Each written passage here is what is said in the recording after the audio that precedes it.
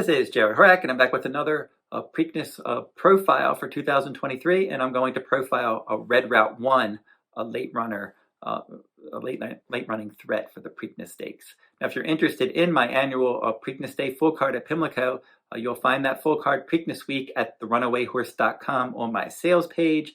I have some other Preakness Week related products as well, so you can go over there and find out more details if you're interested. And then you can also purchase my Preakness full card at horseracing.nation.com, todaysracingdigest.com, Horse Racing Nation. I've done a daily best bets blog for many years, and you can find that on their front page in the handicapping section at todaysracingdigest.com.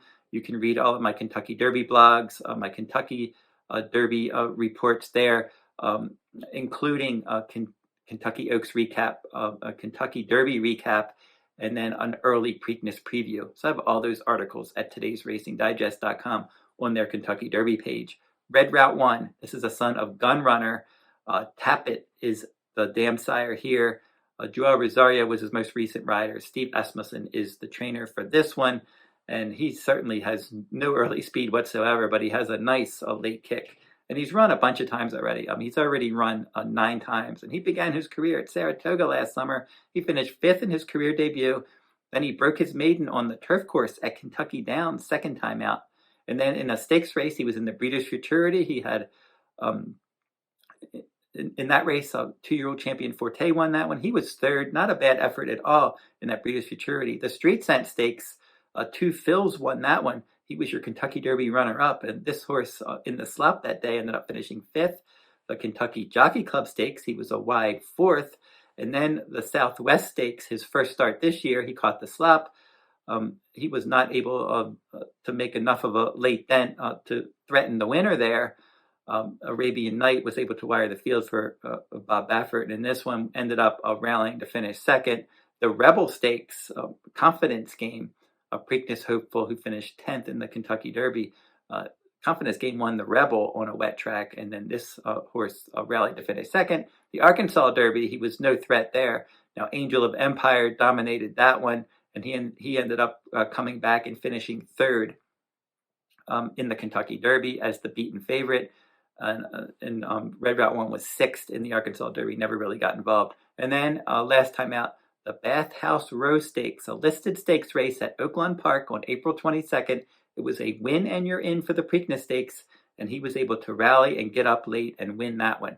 So that was his first win on dirt, and he's got a lot of stakes experience.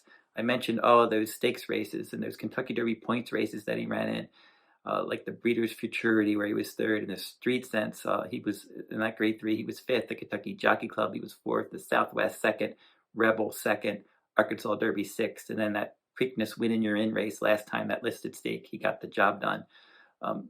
Just like I said about a lot of the closers in the Preakness Stakes this year, if you look at the field, 9 horses pointing to the race, 3 of them have early pressing speed, 6 of them like to run from off the pace, and Red Route 1 is probably the biggest closer of all, probably along with Perform. So those 2 horses, they're going to be at the back of the pack, hoping for a pace meltdown that most likely is not going to happen. If you're looking at the composition of that Preakness field right now and how it looks, I just don't see an early pace duel developing at all. And these late runners could definitely be at a big disadvantage if that's the case. Now, if you're playing superfectas and super high fives, a horse like Red Route 1 certainly could pass a few horses and end up getting a minor placing. But he would really need a pace meltdown like we saw in the Kentucky Derby if he would have any chance to win a race like the Preakness Stakes. So don't forget to like, subscribe, and comment if you like this horse racing content. And that will do it for this video. And keep checking my YouTube channel. I'm going to have a lot of Preakness related videos as we lead up to the second jewel of the Triple Crown. And until I see you next time, good luck at the races.